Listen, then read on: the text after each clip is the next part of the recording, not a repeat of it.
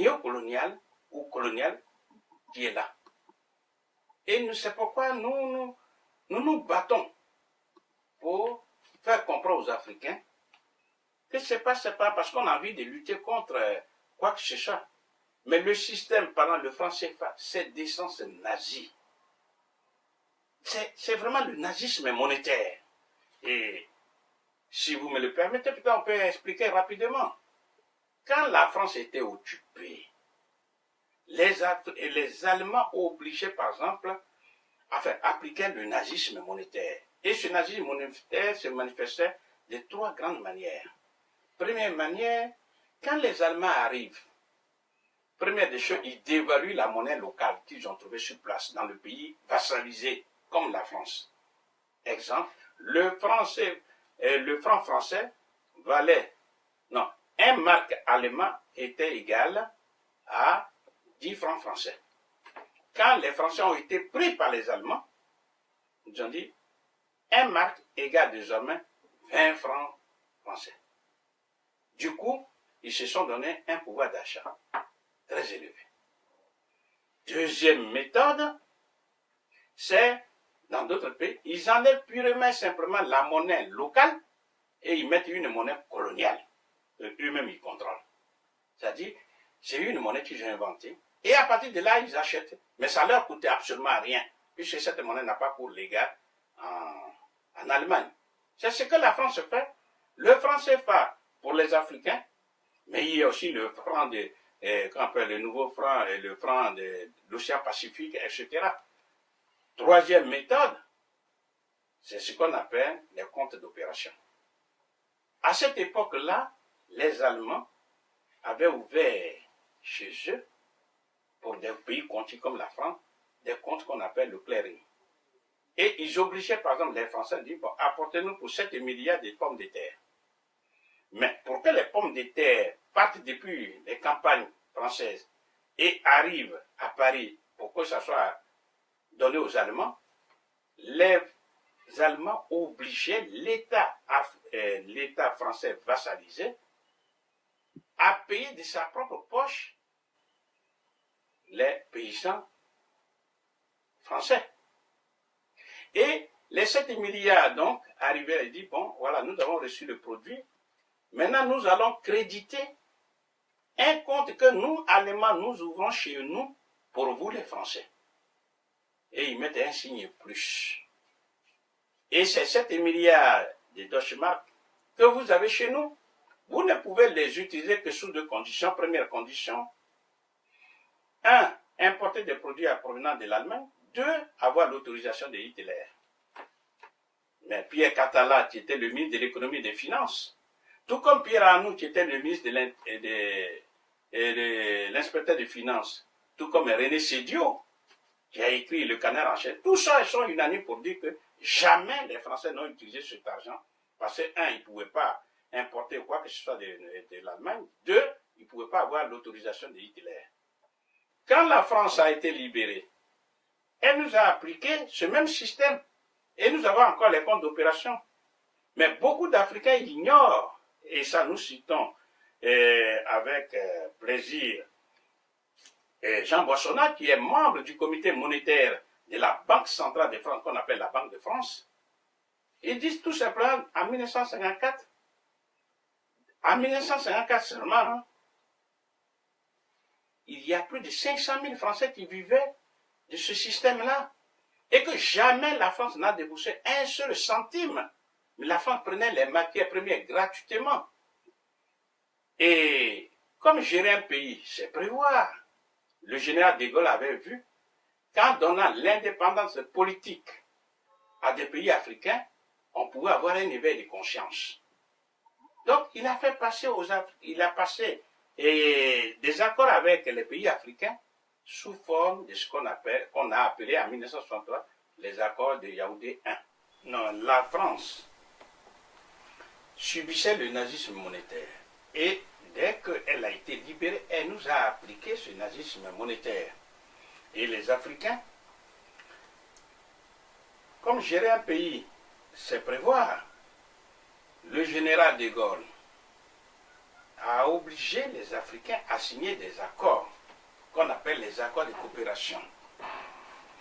Et ces accords de coopération, on a signé en 1963. C'est ce qu'on appelle les accords de Yaoundé 1, qui se sont renouvelés en 1969, qu'on appelait les accords de Yaoundé 2, qui sont par la suite devenus les accords de Lomé 1, Lomé 2, Lomé 3, Lomé 4, les accords de Cotonou et tout récemment les APE, c'est-à-dire accords de partenariat économique. Mais quel est le dénominateur commun de tous ces accords? C'est qu'on obligeait les Africains à exporter les matières premières brutes de l'Afrique vers la France. Et comme je le dis, Jean Boissonnant, membre du comité monétaire de la Banque de France, il nous a rappelé avec insistance que toutes ces matières premières étaient prises gratuitement. Pourquoi? Parce que quand les Africains exportent vers la France ne prend pas l'argent de sa caisse pour payer les Africains. La France dit aux Africains, vous pouvez importer des produits à provenance de chez nous, ça c'est le premier point. Mais mieux, si vous exportez, au lieu que je vous paie, je mets un signe plus, j'écris un signe plus dans votre compte ouvert au trésor public français qu'on appelle les comptes d'opération. En termes techniques, on dit je crédite votre compte, exactement comme ce que faisaient les Allemands. Et c'est comme ça, les Africains se sont laissés prendre. Donc, c'est pour dire que c'est ce même nazisme monétaire qui continue, sous forme que dans les comptes d'opération, les Africains sont obligés de donner avant 1973 l'intégralité de leurs recettes d'exportation à la France. Et ils sont gardés, stockés dans les comptes d'opération. C'est-à-dire si les Africains, un pays comme la Cameroun, etc., fait une recette de 100 milliards de dollars, eh bien, on met ça dans les comptes d'opération en France, au Trésor public français. C'est à la suite, après 1973, la réforme de 1973, on a dit, bon, déposer maintenant 65%. C'est-à-dire sur une recette de 100 milliards de dollars, les Africains déposent au compte d'opération 65 milliards.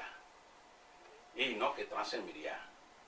Et avec la réforme de 2005, jusqu'à ce jour, c'est maintenant 50%. Et comme Christine Lagarde, ministre de l'économie et des finances, vient de le dire avant d'être au FM, il dit qu'il y a même des pays, comme ceux de la BEAC, Banque des États de l'Afrique centrale, qui donnent, au moment où on leur demande 50%, ils donnent 90% jusqu'à ce jour. Ça veut dire quoi objectivement? Que des milliards et des milliards des Africains sont détenus ici, dans les comptes d'opération de la France. Pendant ce temps, les Africains souffrent. Pendant ce temps, les Africains sont en train de sillonner le monde pour aller chercher de l'aide financière.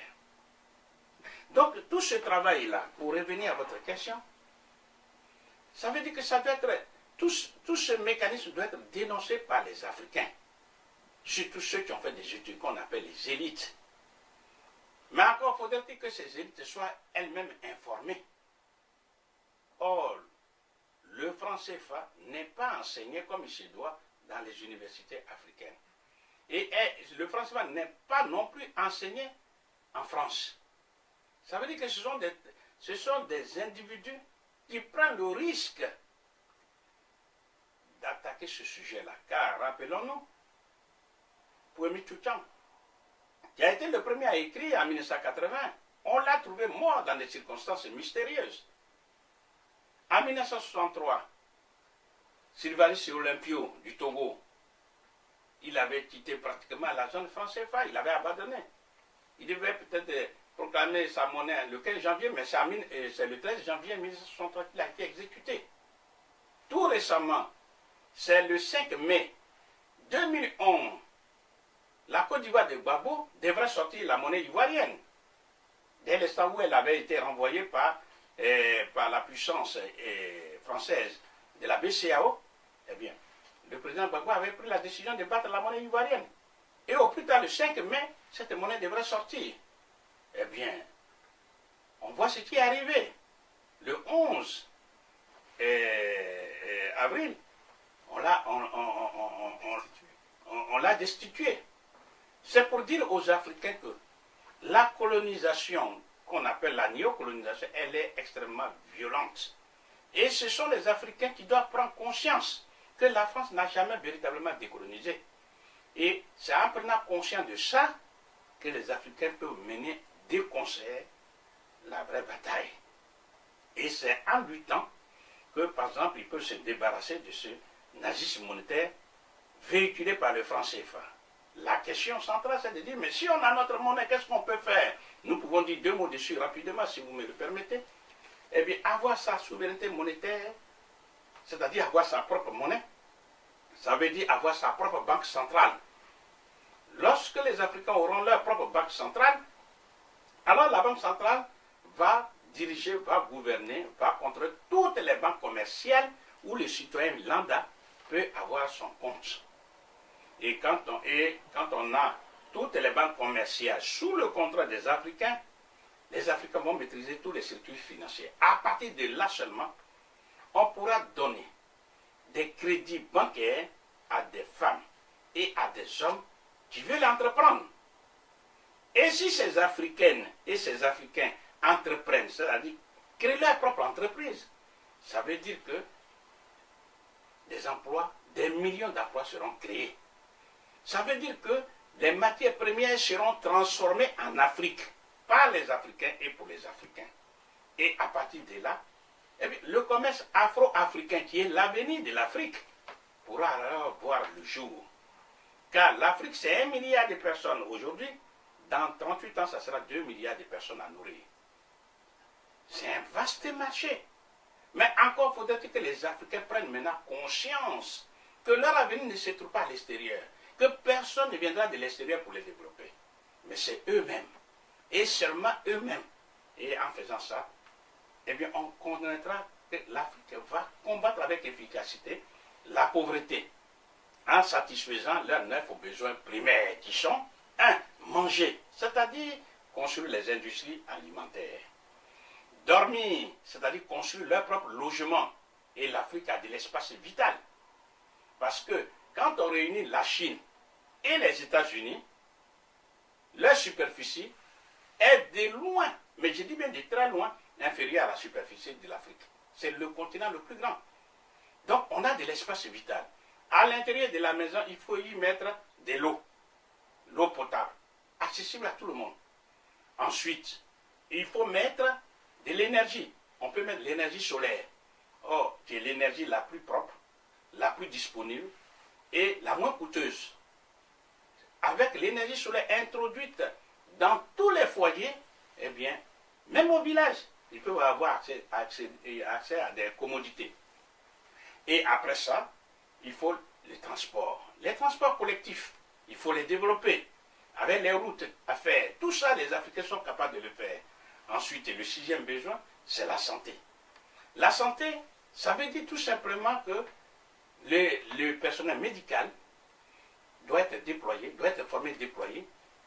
Où ça? Dans les centres de soins primaires, dans les campagnes, dans les dispensaires en ville et dans les hôpitaux.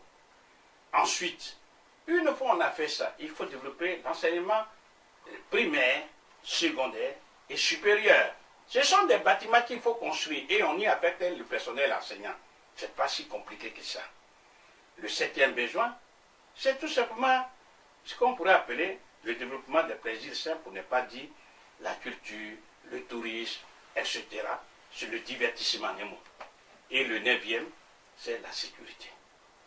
Aucun pays seul ne peut se développer. Aucun pays ne peut se protéger tout seul. Ce sont là des faits objectifs. On a vu ce qui s'est passé tout récemment en Côte d'Ivoire, tout récemment en Libye, etc. Les pays africains n'ont pas d'autre choix que de s'unir. Ne serait-ce que pour se développer et pour se protéger. Et avec la transformation des matières premières, avec leur propre monnaie, nous sommes convaincus